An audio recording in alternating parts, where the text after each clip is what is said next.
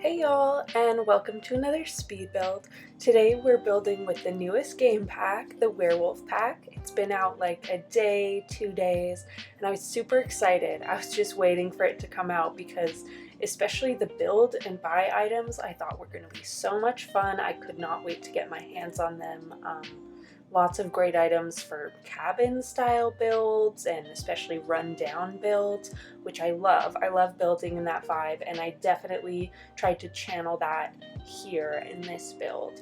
The pack also has a lot of really cool industrial style items, which I'm definitely going to use sometime, but it didn't really fit with the vibe of this particular build. Today I'm building a cabin style home for a family of werewolves. I'm building on this cute little 15 by 20 lot in the werewolf world. It used to have the new moon shack on it, but I just bulldozed that. There is already an empty lot in the werewolf world, but to be honest, it was a little too big for my taste. I really prefer to build on smaller lots when I can, so I just decided to bulldoze this lot that James Turner actually built. So sorry, James Turner, but I just really liked this lot. And as you can see, I've done a little bit of terrain manipulation. Towards the right of the lot, I wanted there to be a bit of a hill. I wanted to give the vibe that it's sort of in this like mountainous, foresty area. I think one of my favorite kind of builds that I always find myself coming back to is sort of like a hidden away cottage surrounded by pine trees in the mountains. And I think that's because my grandpa actually had a cabin when I was growing up, and I used to go there all the time, and it was in the mountains, and that sort of thing will always have a special place in my heart. But as you can see, I've finished up now with the general shape of this house. I've added some stairs wrapping around the front there.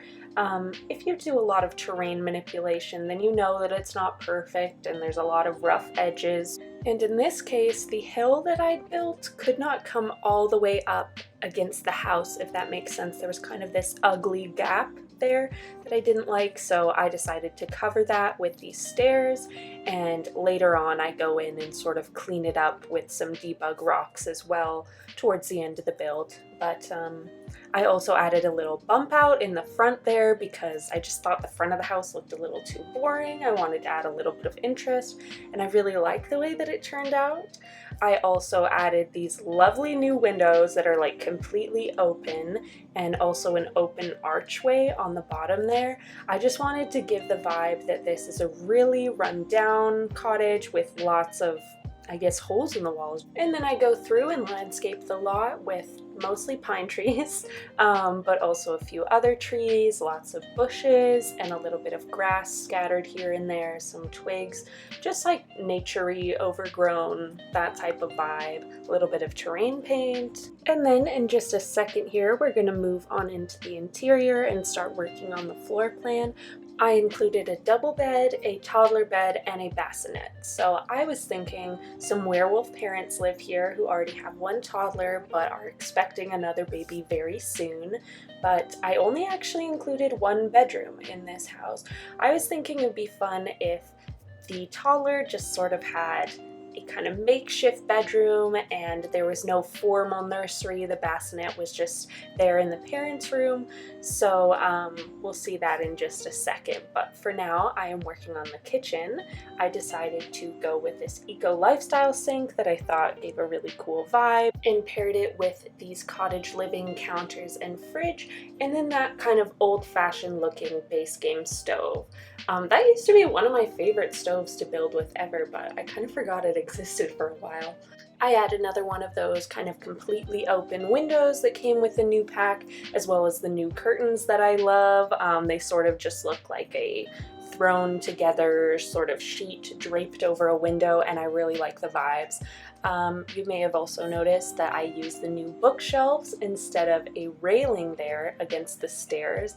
I really like the look of that, and it might be a little weird to have a bookcase in the kitchen, but I liked it. I thought it was cool. And as far as wallpaper goes, I decided that I would just bring the same brick that I used on the exterior into the interior here for this sort of middle section of the build. And then that meant that I got to use another one of these awesome archways that match with the brick. And now I'm moving on to the toddler's room, or toddler's area rather. I just section it off with another one of those curtains to give the impression that it's not really a room, but they wanted to give the toddler a little bit of privacy. And I just thought that was really fun. I think I'm going to use that again in some of my builds. And it is functional. Your Sims can get past that curtain no problem. I play tested it, and my Sim could put the toddler to bed. The toddler could go to bed on their own. It works good. So. And then I'm adding some of this cute werewolf clutter that I was so excited to use. That clock is so cool. That nightlight with like the floating moon, that one's really cute, and I think it's cuter than the base game nightlight. And if you didn't know, your kids just absolutely need a nightlight in The Sims, because otherwise they'll wake you up when they get nightmares and it's so annoying. But anyway, I decided to add these hanging clothes from Dream Home Decorator. It's like some kids' clothes, but I sized them down so they look like toddlers' clothes. Same thing with those shoes. I sized them down twice, and I think they look really cute like that. Another thing I was super excited to get my hands on was this 1 tile wide desk that's super cool. It looks like very magical. It looks like something out of Realm of Magic almost, but I liked it so much I just wanted to stick that in the corner here with that sort of old-fashioned looking typewriter computer from Cottage Living. And I do like the chairs that came with the Werewolf pack. I use them in the dining room, but for the desk there I used that fabricated chair that looks a little bit more messy. I thought it went better with the vibe of this house. But anyway, this is the entryway / dining area. I added a cute little high chair for the toddler, and another one of these wide open windows, and those curtains that I like. Another really fun thing is that this dining table that came with the new pack has like a book propping up one of the legs. It's just like a cute little detail that I love so much. And then I add a little clutter on the windowsill, as well as this fun plant from Cottage Living. And then I just add this fun little torn up painting that came with the pack. And we are on to the living area downstairs. I use the new couch, of course, in a sort of neutral brown swatch, and I found that it paired really well with the swatches of this fun little chair from Snowy Escape. Then I add the faded rug that I absolutely love from the pack, and then that sort of patched up lamp over there in the corner. I also add a little pile of suitcases in the other corner. I use the base game suitcase that is actually a TV stand, and then on top of it I put a suitcase full of books from Cats and Dogs.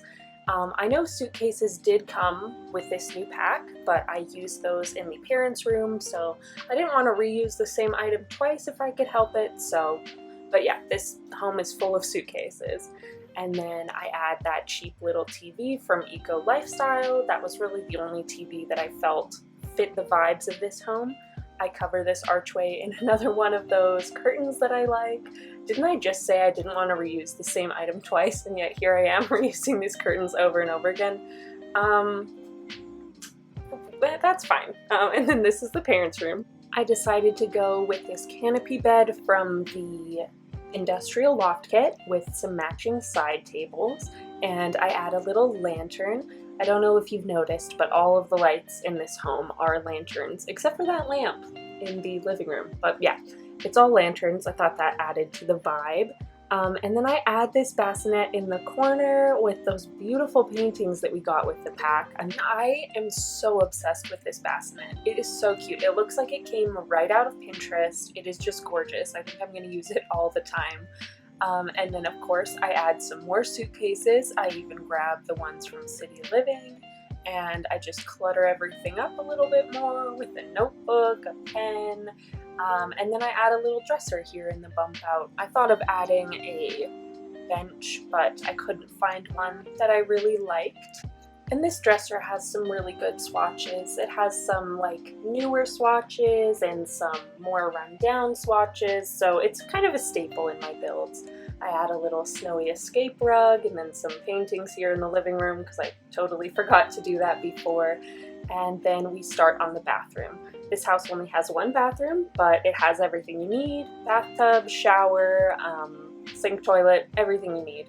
I use the little fabricated tub. That might be a little much, it might be a little extra, but I just really liked the vibes of it.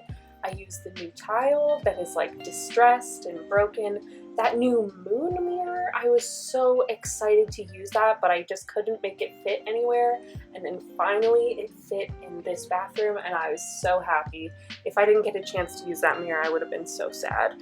But yeah, just cluttering things up, a little bit of toothbrushes, a little bit of toiletries, a lantern or two, and then some soap dispensers from Snowy Escape. I actually just got Snowy Escape, so I'm super excited to use all of those items. And then we head on outside and I add a couple things like a lantern, a mailbox, and I clean up these disgusting rough edges from the terrain manipulation. There are a few different ways to do it, but the way that I like to do it is to grab some of these larger rocks from the debug menu, place them where I like, and then use the tool mod to sort of lower them down into the terrain. And then if there's any gaps or things that I want to cover, I go in with random plants and grass and just cover it that way. But yeah, I hope you enjoyed this build. If you did, feel free to leave a like or subscribe if this is your cup of tea. That would really help me out. And I'll leave my gallery ID below. So thank you so much for watching. I'll see you in the next one. Bye! Blah.